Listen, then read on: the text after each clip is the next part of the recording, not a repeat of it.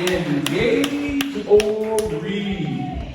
We would like to bring to your forefront this morning our illustrious chair of the Horry County Democratic Party, Mrs. Lester Lynn Pryor. Good morning, everyone. Thank you for attending Engage or Read. This is our first community outreach. The reason why we're holding this outreach is because we want to engage every Democrat, every person in Horry County to make sure that they are engaged, educated about voting, and who are candidates out, and therefore we can empower them to make changes in their communities.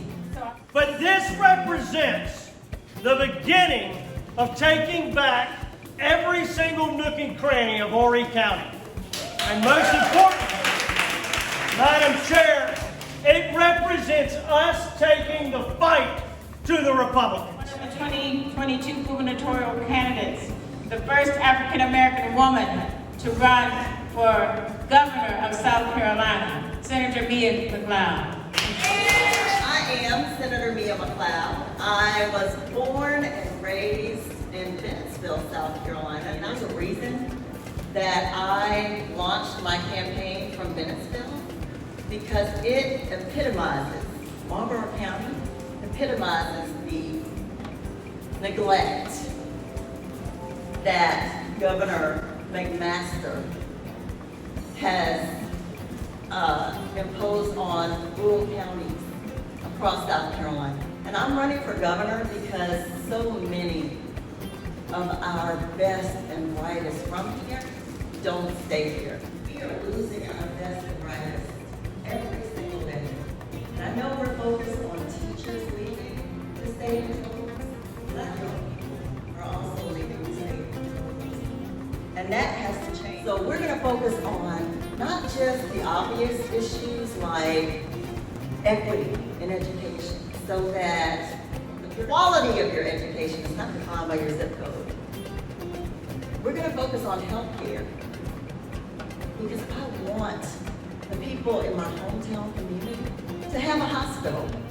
And one of the things that the governor can do is expand Medicaid to make that a reality. But here's the thing. We have a governor right now who does not have the courage to lead. So I'll tell you one thing about me. I not only have the courage to lead, I have the guts to govern.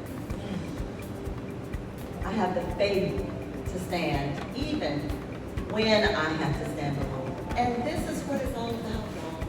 We have to move South Carolina forward. Together, together, together. I could not ignore the chaos that was coming out of Columbia.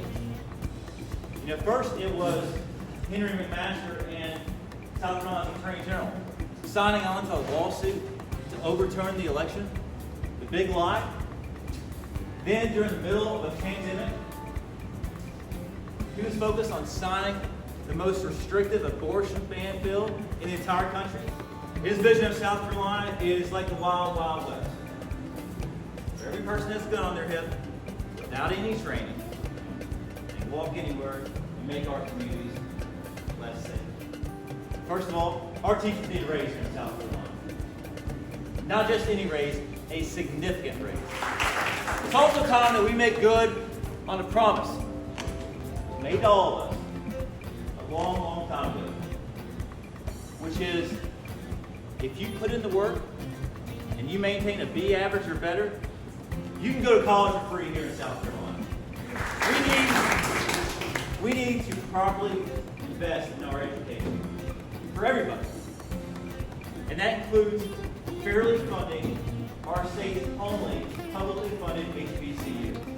This state needs an education governor, and I'm going to be just that.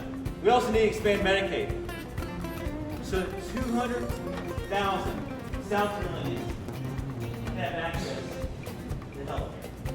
We also need to think big on infrastructure. I was happy to unveil my voting rights plan, which includes ending straight ticket voting, having automatic voter registration, 30-day early voting, no excuse. And probably most importantly, to end gerrymandering once and for all. We also need to pass common sense policing reform.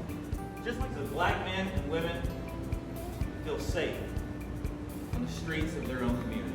Just a couple weeks ago, I stood a block away from Mother Emanuel Church and talked about our gun safety program, which includes closing the Charleston loophole, just like the bill that I sponsored and passed in Congress. It includes universal background checks. It also includes investing in community-based and hospital-based gun prevention programs that work. This is my vision for South Carolina.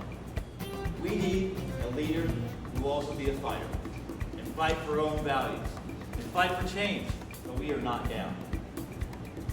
We're just getting up. I'm Joe Cunningham, and our comeback begins here today.